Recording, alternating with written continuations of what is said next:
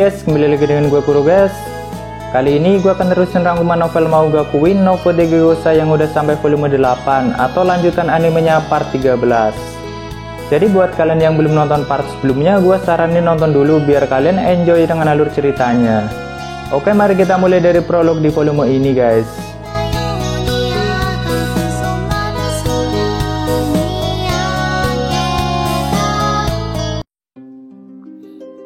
Prolog untuk volume ini berjudul Hantu Tanpa Nama. Tepatnya di era sebelum Raja Iblis Anos lahir. Di era itu iblis-iblis kuat dan ras lain masih berebut kekuasaannya seperti yang terjadi di wilayah Dilhaide dan sekitarnya. 4 raja jahat mendominasi wilayah itu. Tapi mereka bukan 4 raja jahat yang kita kenal saat ini guys. Hanya diperkenalkan satu raja jahat, yaitu Raja Sihir Bomiras yang menguasai daratan Midheist. Iblis-iblis kuat juga terus memperluas kekuasaannya sampai ke wilayah Azezon. Dilhaide terus dilanda peperangan karena konflik yang terjadi di antara mereka. Berbeda dengan wilayah Azezon yang terus menggabungkan kekuatannya untuk menyerang mereka. Azezon terus mengambil kesempatan di antara konflik yang terjadi di antara Dilhaide. Akibatnya kekuatan dua wilayah tidak seimbang di era itu. Lebih kuat Azezon atau pahlawan guys. Karena iblis-iblis kuat di Dilhaide sibuk dengan perebutan wilayah. Tapi jika semua iblis di Dilhaide disatukan, tentunya situasi akan terbalik. Di era itu juga ada pasukan tanpa nama yang dipimpin oleh Celis Voldigoth. Mereka tidak masuk ke dalam kelompok manapun dan mereka tidak memiliki wilayah. Bahkan mereka tidak membawa nama dan status mereka. Tidak ada yang tahu apa tujuan dari pasukan ini, hanya mereka sendiri yang mengetahuinya. Kalau di anime Naruto mirip kayak anggota Anbu guys, cuma bedanya mereka tidak bekerja untuk siapapun kecuali mengikuti ketua mereka yaitu Celis Voldigoth. Kalau Celis Voldigoth yang ini ayah Anos yang asli guys. Pada saat itu pasukan Azezon mulai masuk ke Midheist paling selatan, tepatnya di lahan basah dengan rawa beracun. Pasukan itu dipimpin langsung oleh pahlawan Graham dengan pendamping dewanya yaitu Dewa Penghalang. Dia adalah pemimpin pasukan unit 17 Azezon. Saat itu Graham dan pasukannya membuat penghalang di tempat itu.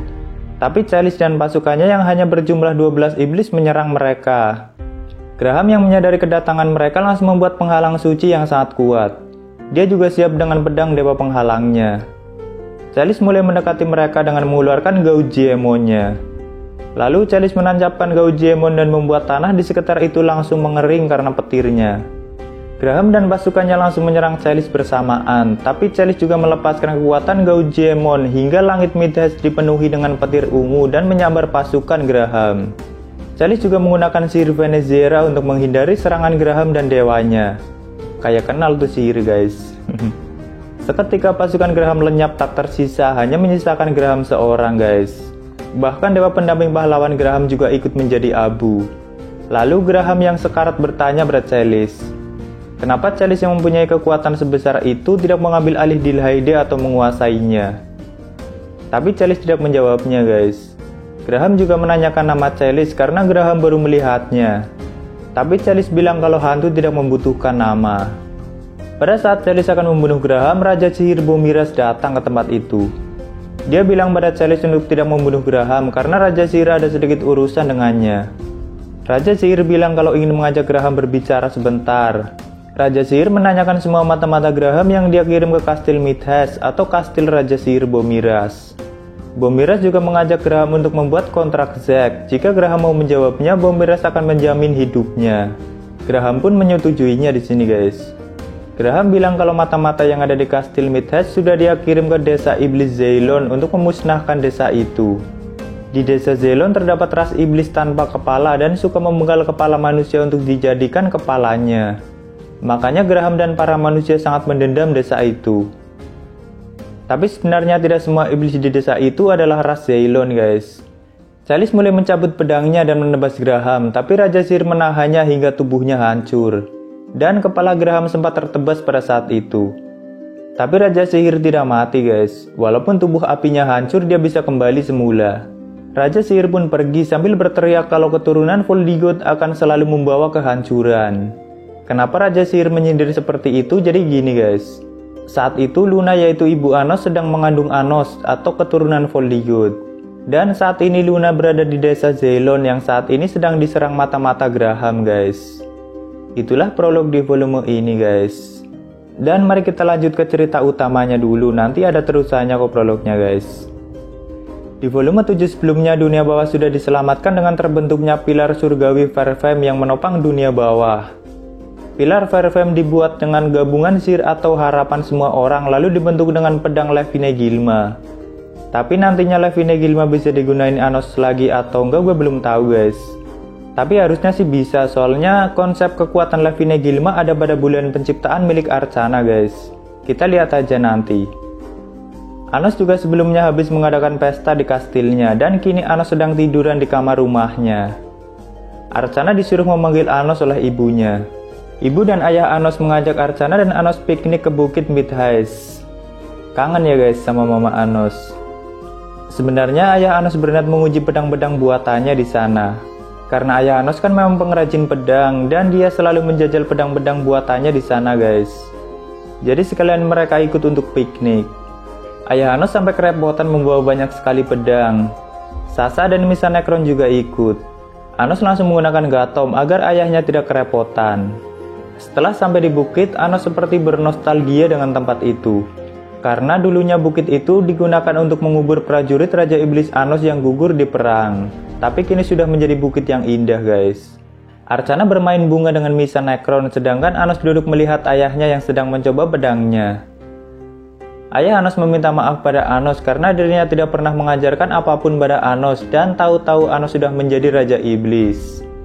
Tapi Anos bilang itu tidak benar dan Anos mencoba menghiburnya dengan bermain pedang dengannya guys. Sasa juga ikut nimbrung. Lalu mereka mencicipi makanan mama Anos dan terus mengobrol. Setelah itu Arcana mulai membahas tentang dunia bawah saat ini, yaitu wilayah Gadesiola yang tidak lagi memiliki raja. Karena Ratu Via sudah stres dan dipenjara di Yordal. Tubuh iblis yang sebelumnya mengaku sebagai Chalice juga menghilang, entah dia mati atau belum tidak ada yang tahu guys. Dan kepalanya yang dipenggal Anos saat ini terus dipeluk oleh Ratu Via di penjaranya. Di sini Anos masih belum tahu tentang Chalice Voldigoth yang sebenarnya guys. Dan wilayah Gadesiola saat ini menjadi wilayah Yordal. Arcana juga mulai mengingat semuanya tentang Militia di masa lalu. Jadi sebelum Militia tertusuk Gaugemon, Militia sempat memilih Arcana sebagai kandidat God Selection dan memberikan sedikit kekuatannya. Arcana juga mendengar tentang pesan Militia yang mengucapkan kalau Raja Iblis akan turun ke dunia bawah dan meluruskan semuanya. Makanya Arcana dulu terus mencari Anos dan ingin menjadi adiknya guys. Lalu Anos menanyakan tentang keberadaan Militia pada Arcana.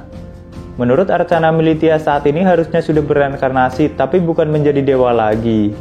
Karena kekuatan Gaugemon pasti mempengaruhi reinkarnasinya.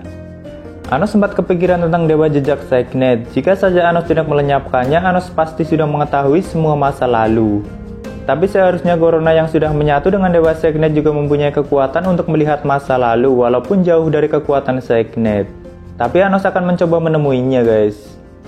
Anos pun pamit ke ayah dan mamanya untuk pergi ke dunia bawah lagi. Mereka pun menuju Giorhes tempat Corona berada. Anos juga ingin mengecek kondisi Ratu Via. Corona membawa mereka ke penjara Ratu Via, tapi Ratu Via sudah tidak ada di penjara itu guys. Penjara itu sudah dibobol oleh seseorang. Di situ juga masih tersisa jejak sihir orang yang membobolnya. Jadi Corona mencoba kekuatan jejaknya untuk mengetahui orang yang membawa Ratu Via. Corona bisa sedikit menggunakan kekuatan Dewa Jejak Signet, tapi terbatas guys. Di sini Corona pun mencobanya. Mereka melihat masa lalu kalau Raja Kegelapan dan Raja Kutukan yang sudah membawa Ratu Via ke dalam gua yang ada di ujung bawah tanah. Hanya sebatas itu mereka bisa melihatnya. Lalu Anos menemukan jejak sihir yang lain dan Corona pun diminta untuk melihat masa lalunya. Mereka pun melihat masa lalu tepat di kejadian prolog tadi guys, atau lanjutan prolog tadi. Mereka melihat Chalice Voldigoth yang sedang bertengkar dengan muridnya yaitu Jeff namanya. Yang saat ini kalian kenal dengan Raja Kegelapan Meow Aegis. Meow Aegis dulunya adalah anggota kesatria hantu sekaligus murid Chalice Voldigoth guys. Ini adalah Chalice Voldigoth yang asli ya guys, bukan Chalice Voldigoth yang ada di masa ini guys. Meow Aegis menyarankan Chalice untuk memikirkan istrinya Luna yang sedang hamil karena desa Zelon sedang diserang manusia guys. Tapi bagi Chalice kesatria hantu sudah membuang jauh-jauh perasaannya dan statusnya.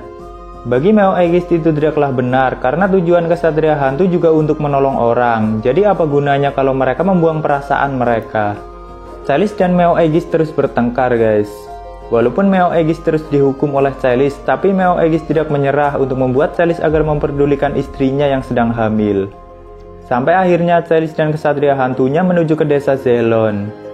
Tapi Anastasia harus kembali lagi ke masa sekarang karena kekuatan jejak Corona memang terbatas. Corona beristirahat dahulu untuk memulihkan kekuatannya. Setelah Anos melihat masa lalu Chalice, Anos melihat perbedaan dengan Chalice yang dia temui di masa kini. Walaupun mempunyai wajah dan sihir yang lumayan mirip. Sasa dan Misa Necron juga sangat terkejut dengan masa muda Raja Kegelapan yang sangat baik. Lalu setelah Corona pulih, mereka melanjutkan jejak masa lalu lagi. Para kesatria hantu sudah sampai di perbatasan desa Zelon. Desa itu sudah dipenuhi manusia atau mata-mata geraham. Mereka juga membuat penghalang di desa itu. Lalu setelah 10 menit kesatria hantu sudah membereskan semua penjaga di perbatasan itu. Tapi di waktu yang sama di alun-alun desa Zelon, para iblis sudah dikumpulkan oleh para manusia untuk dibunuh. Di situ terlihat iblis wanita yang sedang mengandung dan sedang ditendangi perutnya oleh para pasukan pahlawan. Iblis wanita itu adalah Luna guys. Luna terus memohon pada manusia untuk membiarkan anaknya lahir lalu mereka bisa membunuh Luna. Tapi para manusia malah terus menyiksanya. Di tengah alun-alun juga ada kehadiran seorang dewa wanita dengan rambut pirang. Dia adalah dewa kehancuran Aberneyu. Setiap dewa Aberneyu hadir selalu mendatangkan kehancuran guys. Tapi bukan berarti Aberneyu memihak manusia guys. Enggak guys.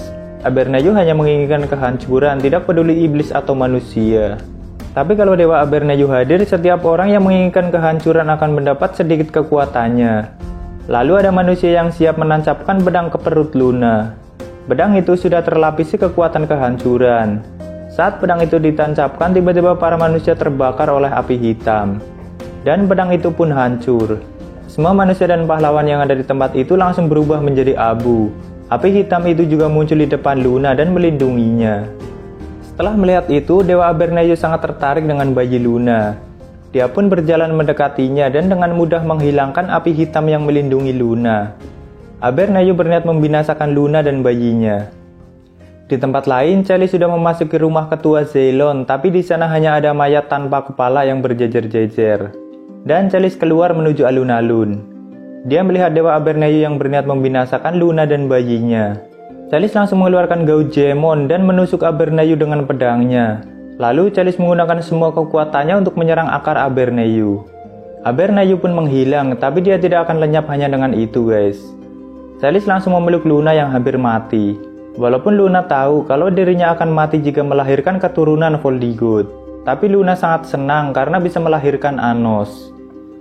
Luna pun menamai bayinya dengan Anos Voldigoth dan berpesan padanya untuk menjadi anak yang lebih kuat dari siapapun. Luna pun meninggal sambil dipegangi tangannya oleh bayi Anos guys. Itulah momen kelahiran Anos Voldigoth guys. Efek kekuatan Corona juga habis dan mereka kembali ke masa kini. Tapi mereka semua masih terdiam karena melihat momen itu. Untuk pertama kalinya Anos melihat wajah ibunya. Anos bilang jangan terlalu memikirkan momen itu, malahan dia bersyukur karena bisa dilahirkan dengan selamat. Anos juga sempat bercermin untuk melihat wajahnya sendiri guys. Anos juga baru tahu kalau Dewa Aberneyu terlibat dengan itu semua.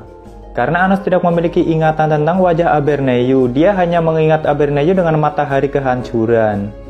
Mereka juga belum tahu apa tujuan dua raja jahat menculik Ratu Via.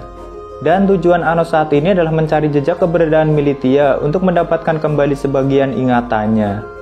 Lalu Anos pun mengajak Corona ke tempat monumen tua di Eviras Anzenta. Monumen tua yang dulu pernah Anos baca guys di volume 5. Setelah Corona menggunakan kekuatannya pada monumen itu, mereka melihat Dewa Aganzon yang pernah turun ke dunia bawah. Dan Militia memberikan pesan kalau Anos harus melihat bintang Erial yang ada di kerajaan Inzuel. Hanya sebatas itu mereka bisa melihatnya. Dewa Aganzon adalah dewa yang memiliki perintah kepalsuan. Dia memiliki kekuatan untuk memalsukan apa saja guys. Saat itu Daedric juga menghubungi mereka. Daedric melaporkan kalau ada segerombolan iblis yang masuk ke gua atau reruntuhan yang ada di ujung dunia bawah. Dia mungkin adalah dua raja jahat guys. Jika Dewa Aganzon pernah turun ke Eviras Azenta, berarti masih ada kandidat God Selection lain yang belum mereka ketahui. Setelah itu Anos menciptakan peta untuk mengetahui tempat kerajaan Inzuel.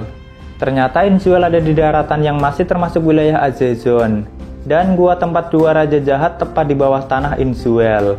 Perlu kalian ketahui guys, kalau wilayah Dilhaide dan Azezon itu luas banget guys. Dilhaide dan Azezon itu bukan negara, melainkan wilayah yang di dalamnya terdapat banyak negara atau kerajaan guys. Termasuk Inzuel yang Anos tidak tahu guys. Karena banyak wilayah Azezon yang sudah terbengkalai karena perang dahulu. Tapi sebelum lanjut ke Inzuel, Anos kembali ke kastilnya. Dia ingin menanyakan Inzuel pada Melhes. Anos juga mengundang semua teman-temannya dan para murid Akademi Iblis. Melhes terkejut setelah Anos menanyakan tentang Inzuel. Menurut informasi yang didapat Melhes, saat ini Azezon sedang ada yang memonopolinya. Para bangsawan negara yang ada di Azezon memasuki kerajaan Inzuel dan mereka belum keluar dari Inzuel sampai saat ini. Jadi ada orang yang mengumpulkan para bangsawan dan mengajaknya ke Inzuel. Kerajaan Inzuel seperti ingin mengambil alih Azezon. Padahal kerajaan itu harusnya sudah terbengkalai karena perang dahulu. Dulu kerajaan itu sempat menjadi benteng pertahanan Azezon. Di wilayah itu sekarang juga terdapat penghalang yang lumayan kuat. Menurut Melhes, hanya pahlawan atau iblis dari era dulu yang dapat membuat penghalang sekuat itu. Anos pun menggunakan mata iblisnya untuk mencari keberadaan Emilia Sensei. Ternyata Emilia Sensei juga sedang berada di Inzuel. Lalu Anos menggunakan kekuatan kalung yang pernah ia berikan pada Emilia untuk melihat keadaan di sana guys. Saat itu Emilia sedang berada di ruangan yang lumayan besar dan Emilia bertemu dengan seorang pria yang lumayan kokoh. Pria itu mengenalkan dirinya sebagai Kasim atau kakak pahlawan kanon. Dia bilang baru terbangun dari reinkarnasinya sebagai manusia naga. Emilia juga mengingat buku sejarah tentang pahlawan Kasim yang dulu pernah membela Azezon. Emilia menanyakan Kasim sedang apa dirinya di sini. Kasim bilang dia sedang mencari bangsawan lain. Emilia juga sama guys. Jadi mereka bersama mencari para bangsawan Azezon. Dan Kasim bilang kalau Raja Sihir Bomiras telah menguasai Inzuel dan menahan para bangsawan. Tapi Emilia hanya bingung karena tidak tahu siapa itu Raja Sihir. Kasim menjelaskan kalau Bomiras adalah iblis dari 2000 tahun lalu yang bangkit ke masa kini. Lalu Kasim mengajak Emilia untuk membuat kontrak Zack, dan Emilia disuruh untuk berjanji untuk menyelamatkan bangsawan Azezon. Ceritanya Kasim gak percaya guys, karena Emilia adalah iblis. Jadi Emilia menerima kontrak itu. Mereka pun mengalahkan para penjaga dan menuju salah satu penjara yang di dalamnya ada trio tolol guys, yaitu Laos, Haine, dan Laedriano. Emilia segera membuka penjara itu. Tapi setelah mereka keluar, tangan Emilia malah mengambil pedang Kasim dan menancapkannya pada dada Laos. Tubuh Emilia sedang dikendalikan seseorang. Di sini Kasim terus mengkambing hitamkan Emilia guys, agar mereka mengira kalau itu tujuan Emilia yang sebenarnya. Emilia berusaha membela diri, tapi trio tolol tak mempercayainya, kecuali Laos. Mereka malah menahan Emilia dan Laos di penjara itu. Kan anjir. Padahal temannya sedang sekarat, tapi mereka malah meninggalkannya. Kesel banget gue loh sama trio tolol ini guys. Dulu mereka ngemis-ngemis untuk meminta Emilia kan guys. Tapi Laos enggak sih, dia masih percaya pada Emilia walaupun sedang sekarat. Lalu Emilia yang panik berusaha menyembuhkannya, tapi lukanya tidak bisa disembuhkan karena efek pedang Kasim. Emilia berniat membunuh Laos lalu menghidupkannya kembali dengan inggal. Walaupun kemungkinannya kecil karena Emilia tidak terlalu ahli dalam sihir itu. Tapi Laos mempercayai Emilia, dia mati pun ikhlas katanya guys. Lalu Emilia pun membunuh Laos dan berhasil menghidupkannya dengan inggal. Walaupun ada sedikit bantuan sihir dari Anos lewat kalungnya guys. Barulah Anos menghubungi Emilia dengan sihir pikiran. Anos menyuruh Emilia dan Laos untuk keluar dari penjara itu. Anos juga meminta Emilia untuk menggambar peta tempat itu. Dan Anos menyuruh Emilia untuk menunggunya karena Anos akan segera datang. Lalu di kastil Anos sudah ada Sin, Eldemed, dan semua teman-teman Anos. Mereka juga sudah melihat semuanya. Ray juga ada di tempat itu. Dia juga sudah melihat kakaknya Kasim. Ray menceritakan sedikit tentang Kasim dan dirinya. Kasim adalah pahlawan sebelum Ray, tapi dia tidak dipilih oleh Dewa Roh Evansmana. Jadi sebenarnya pahlawan sejati itu cuma Ray atau pahlawan kanon guys. Memang banyak pahlawan di Azezon dari dulu. Tapi yang benar-benar pahlawan sejati sekaligus diakui oleh Dewa Roh Evansmana itu cuma pahlawan kanon atau Ray guys. Dan dari dulu Kasim selalu iri pada kanon karena dipilih Evansmana. Kasim itu cenderung memilih jalan kekerasan seperti Jerga. Setelah itu mereka membicarakan tentang tubuh Emilia yang bergerak sendiri. Menurut Archana mungkin saja itu adalah salah satu kekuatan Dewa Aganzon. Lalu Anas menyuruh Shin dan Ellimet untuk menyelidiki gua bawah tanah yang ada di bawah Inzuel. Dan Anas mengajak teman dan para murid untuk mengatasi masalah ini. Mereka pun berniat menuju kerajaan Inzuel guys. Untuk kelanjutannya tunggu video Mimin berikutnya. Mungkin ada sedikit bagian yang membingungkan, tapi slow guys. Nantinya semuanya akan jelas kok. Kita ikuti alur ceritanya aja. Dan kalian pasti pada nanya apakah Graham dan Kasim itu orang yang sama. Nanti bakal terjawab kok guys ke depannya. Kalau gue jawab di part ini nanti ceritanya jadi ngeloncat-ngeloncat guys. Oke ya guys, sekian dulu untuk rangkuman kali ini. Jika ada yang kurang pas dari pembahasan ini kalian bisa nambahin di kolom komentar. Silahkan subscribe biar nggak ketinggalan pembahasan lainnya.